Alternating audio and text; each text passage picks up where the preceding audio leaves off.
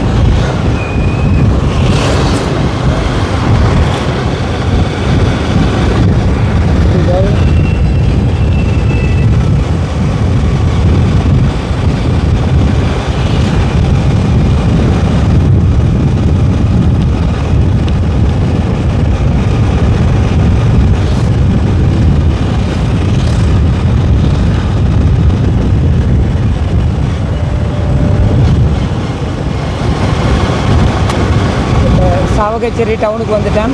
இன்னும் கொஞ்சத்தில் நாங்கள் நீதிமன்றத்துக்கு போயிடுவோம்.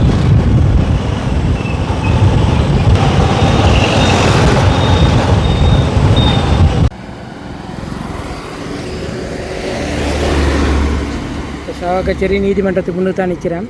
ஸோ இப்போ ஒருத்தரோட நான் கதைக்கிறதுக்கு இருக்கிறேன். அவரோட கதைச்சி போட்டு அடுத்த விஷயம் என்னன்னு சொல்லலாம். டாக்டரோட காரும் நிற்கிது.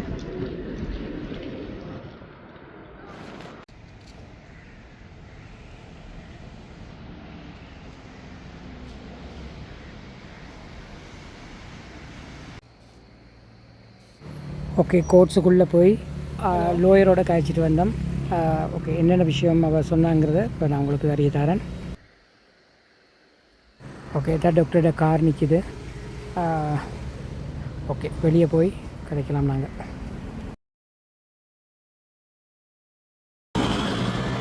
இப்போ நாங்கள் நீதிமன்ற கட்டட தொகுதி போயிட்டு லோயரோட காய்ச்சிருந்தோம். அங்கே ஒரு அண்ணா இருந்தார், அவரோடையும் காய்ச்சிருந்தோம். ஸோ ஓகே, இவர் டாக்டர் இன்றைக்கி கைது செய்யப்பட்டதுக்கான பிரதான காரணமாக என்ன சொல்லப்படுது என்றால், இவர் இந்த லைவ் போட்டது தான். ஏண்டா கோர்ட்ஸால் சொல்லப்பட்டிருந்தது இவர் இந்த வழக்கு முடிய மட்டும் எந்த ஒரு லைவும் போடக்கூடாதுண்டு. ஸோ இருந்தும் இவர் நிறைய லைவ் போட்டிருந்தார். லைவ் போட்டது மட்டும் இல்லாமல் இவர் என்ன விஷயத்தை கதைக்கக்கூடாதோ அதை ஒரு சில சந்தர்ப்பங்களில் கதைக்கப்பட்டதாக சொல்லப்படுது. அதனால தான் இன்றைக்கி கைது செய்யப்பட்டிருக்கிறார். மற்றது இன்றைக்கி 10 மணி போல் இவர் என்ன செய்திருக்கிறார்ண்டா உள்ளே போயிருக்கிறார். 10 மணிக்கு இவருடைய கேஸ் வாதாடுறதுக்கு வந்திருந்தது.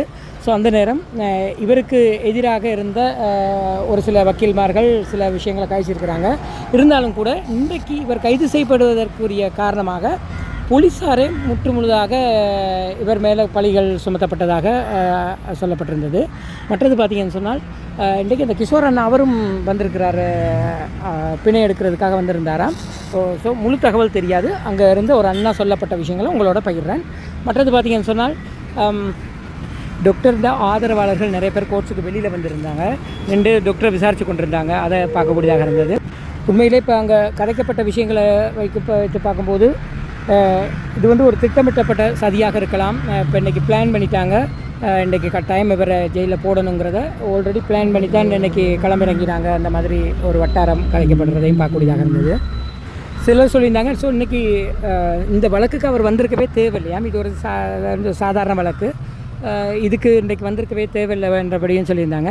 சில பேர் எப்படி சொல்கிறாங்கன்னா, இவர் கட்சி தொடங்குறதுக்கு இருப்பதாகவும், ஸோ அந்த கட்சி தொடங்குகிற அந்த காலப்பகுதியில் இவரை வெளியில் இருக்க விடக்கூடாதுங்கிறதுக்காகவே பிளான் பண்ணி செய்யப்பட்டதாகவும் சில பேர் சொல்கிறாங்க.